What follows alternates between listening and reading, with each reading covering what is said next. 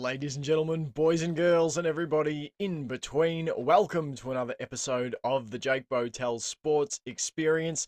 On today's episode, we take a look at how I fared in the second week of Fantasy Hurling 2022. If you'd be so kind, while you watch along, hit that subscribe button. It sends good vibes your way, helps me grow the channel, so it's a win-win. Week 2 playing Fantasy Hurling. This is my first season playing Fantasy Hurling, so it's been a great learning experience so far. I've already sort of got some tips for myself next year when I play again. A few little selection things that I probably could have done better from the get-go.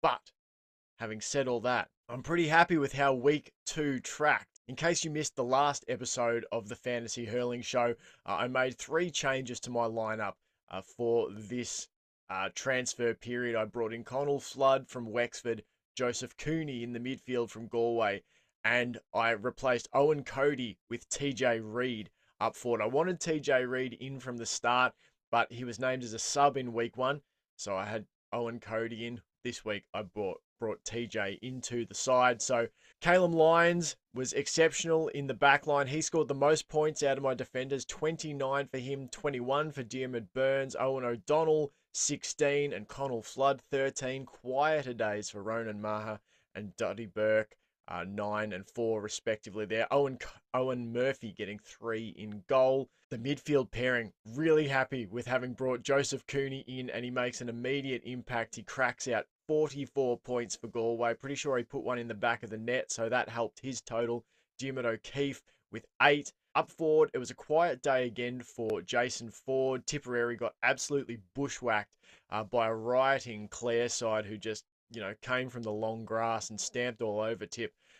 Just the 12 points for Jason Ford. 24 for TJ Reid. I liked his input to the side. 29 for Donald Burke. Burke was tremendous for Dublin on the freeze, just an absolute machine, and that was crucial in their victory over Wexford. 16 for Stephen Bennett. No points for Patrick Horgan because he didn't play a game, but we'll get some points out of Patrick Horgan this weekend because Cork are taking on Clare. But the leader in the clubhouse and my fantasy man of the match, Aaron Galland, scoring 72 points as my captain. Would have scored 36 without the double points of being captain, which would have been nice anyway, but 72 was a great contribution that helped my team clear 300 points this week and get me up to 500 on the season.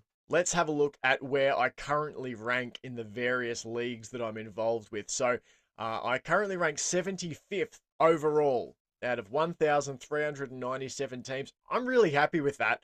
To be in the top 100 so far, it's fine margins. It would be easy to drop down. It's actually going to be quite hard to climb up further than that. There's a lot of talented fantasy managers ahead of me.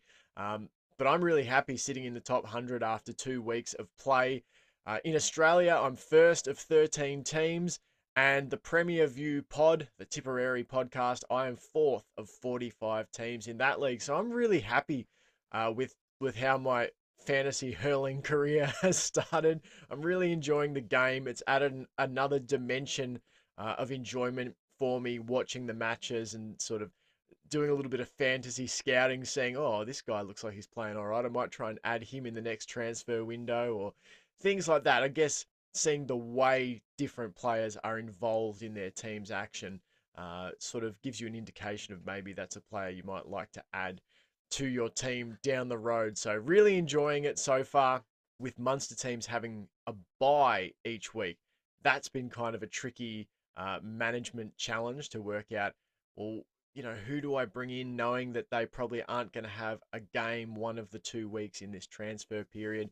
It's been nice to try and slot in some Leinster players who are going to be, scoring points week in, week out. And something I think that, would be interesting to look at next season for me is how do you get some value out of those Leinster teams who are going to be playing every week, like Laois, like Westmeath, the teams that aren't necessarily going to be winning a lot of games, but, is there a forward that you can pull in? PJ Scully, from Leash sort of springs to mind. I almost put Cormac Boyle from Westmeath in my lineup to start with. So because those Leinster teams are playing games every week, whereas there's always a buy for someone from Munster, I'm interested to see down the road if there's some value to be gained from putting in some players from those, quote unquote weaker counties um, into my fantasy lineup because they are going to be getting games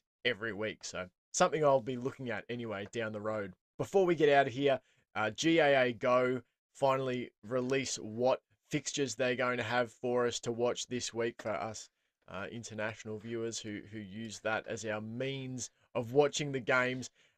They have just the two hurling games on this weekend. Galway and Kilkenny from the Leinster Hurling Championship. I've got the times there for you for Ireland, the US, and Australia.